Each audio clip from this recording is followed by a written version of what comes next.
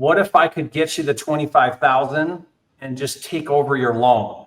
You net the same, but then I only have to come out of pocket 25,000, and essentially we both accomplish the same thing. I get the property, you get 25,000. So is that something you would consider? This video is brought to you by PropWire, the only real estate software with county courthouse leads, including code violations, divorce, bankruptcies, and liens.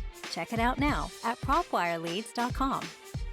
Recently, while doing live seller calls with my friend RJ Bates, I spoke to a seller in Missouri, and during my discovery, I found out she wanted $215,000 for her home, and if she got $215,000, she would walk away at closing with approximately $25,000 after paying off her existing loan on the property. Now, the problem was I couldn't pay $215,000. The most I could pay was $175,000, which obviously wouldn't work because she owed more than that on her loan, about $190,000. So what do you do in these low equity situations? Well, one solution might be to take over her existing loan, doing a strategy called subject to. Now, the challenge with subject to is it isn't always the right solution for a seller. And even if it is, most people are unable to explain how it works in a way that is easy for the seller to understand, or they don't know how to effectively convey the benefits to the seller. So on this video, you're going to get to look over my shoulder and watch a live call where I find out the seller's situation and then provide her with what I believe is the best solution for her situation, which is subject to. Now, before we cut to the call, I created a free creative financing guide. Included in that guide is a super helpful resource that you can give to sellers or agents that explains how subject to works. So to get my creative financing guide for free, just go to creativefinancinghacks.com. Okay, let's cut to the call. It is. Hi, Christina. My name is Jerry. I believe you've got a property you're looking to sell on 8th Street. Is that correct? Correct. Okay, good. Let's see what we can do here. What are you hoping to get for it? At least I don't want to do any lower than 215. 215. Let's take a look here. Looks like you recently bought it. Is that right? A couple years ago, anyway. A couple years ago. Okay. Looks nice if these are the pictures from, when you purchased it. Yes. Okay. Has anything changed much from this condition? No. All right. Why are you looking to sell so soon? Moved in with my boyfriend. Going to rent to my son, but that has changed. Okay. Yeah, I would highly recommend not doing that. Because how do you evict your son when he doesn't pay rent, right? And you and I both know he's going to have a good reason not to pay rent. Exactly. Right. That's how it goes, right? Okay. I'm looking at this and it looks really nice. I guess I'm just wondering, why aren't you listing this with a real estate agent? I mean, I can, but I done something like this. I used Open Door a couple years back, and it's just like fast, painless. We didn't have to worry about showings and this and that. So I guess I was just looking for like less headache. Definitely list with a realtor. Well, you're so right. I mean, that's the benefit that we provide as investors is just all that convenience and speed and hassle-free. The difference is between me and most investors and Open Door is, well, first of all, Open Door is not paying as much as they used to, right? Like a couple of years ago during the heyday, they paid almost full value for properties. I got from them what I would have listed the realtor for. How come you haven't gone to them with this one? Are they not in this market? Yeah, no, they're not. I would be a great buyer to compete with that same idea there of like fast, convenient, easy, close quick, all those things that you want and like, but I would probably still need to be at a discount off of where you want to be. Okay. I mean, are you willing to wait and do all the things to get it sold the traditional way? If that's the case, I would go that route. But if you really are looking to move it quick, I can give you that cash number, but I'm going to need a deal because, I got to go in and probably do a few things. I would probably paint it and maybe carpet and not much because it looks really clean. Cabinets look good. I'd probably put new countertops on because those look like they're like Formica, Yes, things like that. So even a house like this, I would probably spend $25,000, $30,000, the time, capital. I pay commissions and closing fees when I resell it, you know, so it all sort of adds up. But this is what we do, and we can make it great for you, a great experience for you.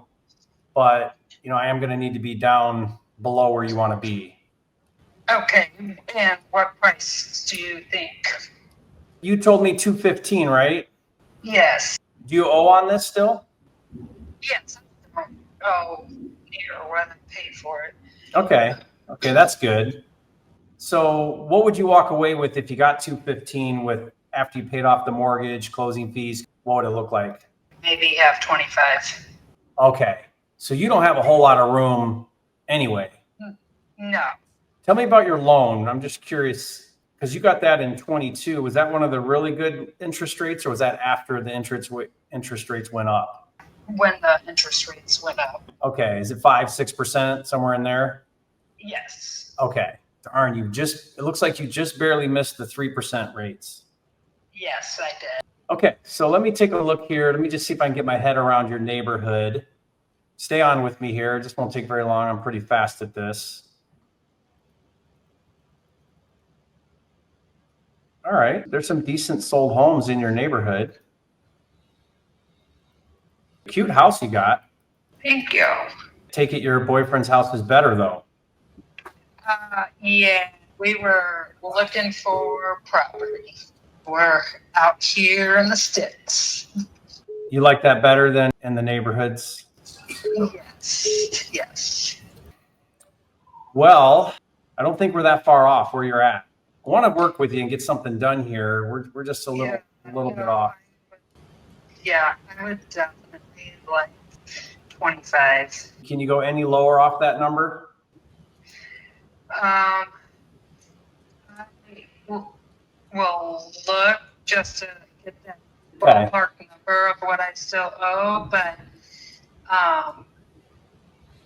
it definitely would not be much lower than that. Okay. Well, I got another idea. I'm going to see if I can explain this to you without making it sound confusing. If I pay cash and you pay off the mortgage, you walk away with, let's say, $25,000, right? Mm-hmm. Well, that would mean I've got to come up with all the cash on the 215 number, which I can, but I have investors and you know, they have expectations and it costs money and cost of capital, right? What if I could get you the 25,000 and just take over your loan? You net the same, but then I only have to come out of pocket 25,000, and essentially we both accomplish the same thing. I get the property, you get 25,000, but rather than pay off your loan, I just take it over. They call that subject to the financing. And we do this quite a bit, and it's a very common process. It allows me to pay more because I don't have to come up with as much capital. You know, when you're all cash, you got to get a pretty steep discount for it to make sense. You know what I mean? Mm-hmm. So, Yeah. so is that something you would consider? Yes, that is something I do. I would have to get my head around your loan because it is a little bit higher interest rate. What do you know what your monthly payment is? 1,400. No, not you. 1,400 your payment. Okay. That 1,400 is that with taxes and insurance or just the mortgage payment? That's taxes and everything. Okay, so that's everything escrowed in. Do you have any idea? Do you know what rents are going over there off the top of your head? Not to your son, because I know he'd want the family discount. Yeah, for a 3 to 4 bedroom house, it is about 2,200 to 2,300. Correct. 1,400, and the rents are up in the 22 range. That certainly can cash flow. That would be something we would definitely consider doing. Okay. Well, if you're open to doing that, then I think we could probably get that done at your number, at that 215 number. And again, just to make sure you're clear on how that all works, is we would take over the payment. I would be fully responsible for making that payment each and every month. We actually use a third-party servicing company that pays it. That way you make sure you know it's getting paid all the time, every month.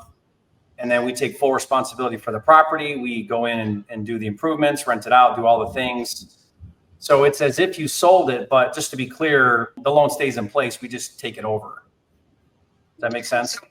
So still on it. Correct. Your name is still on the loan. Yes. But the way that this is a lower risk to you is once I invest in the deal by giving you 25,000 and I go in and do any improvements on it, I've now got skin in the game, right? Your fear doing something like this would be, well, what if they stop making the payment and give the property back to me, or I got to take it back? Well, that risk is mitigated when I invest capital into the project, meaning I'm not going to put $50,000 into a home and then not make it win. You know, that's too much money to invest to then not see it through. That's why I'm investing in the project. So I'm going to make sure that my 50,000 in cash to get into the deal is giving me a return on my investment. So that's why I got to make sure it's a win and it works. But that's your safety net, is that I'm putting skin in the game to get into the deal. Okay. Do you have any questions around that? No. I'm just gonna have to.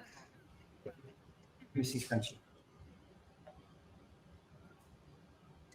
Okay, so yeah, I know it's a little unique. We call it a rate of financing, but it's a very common strategy in your situation. And the reason is you're probably going to have a hard time getting an investor to pay cash, because they're going to want to be like me. I really want to be down under 200, probably 175 for it to really make sense for cash as an investor. If you go retail, you're going to be trying to sell it with an agent, and you might end up netting there anyway or below. Or, you know, if things slow down and you can't quite get your number, you might end up walking away, selling it, but walking away with not much cash. So on these low equity situations like this one, this is actually a really great solution as long as it makes sense. Like, you're not trying to buy another property, you're moving in with your boyfriend. So it's not like you need the credit or the debt to income ratio. So this would be a great solution for your situation if you're comfortable with it. That's all. Okay. Let me talk to him about it. Can I give you a call back? I'll be able to explain it to him probably better than you'll be able to explain it to him. Yeah, he doesn't get to once here from home, so anytime. Okay, 5 your time. Okay. Could I call you back around that time? And then Yes. We'll get him on the phone. We'll walk him through it. Basically, we'll have the same conversation, but I'll try to help him get his head around it as well. Makes sense. Okay. Yep. Okay, perfect. Right. Sounds good. Thank you. Okay, we'll talk soon.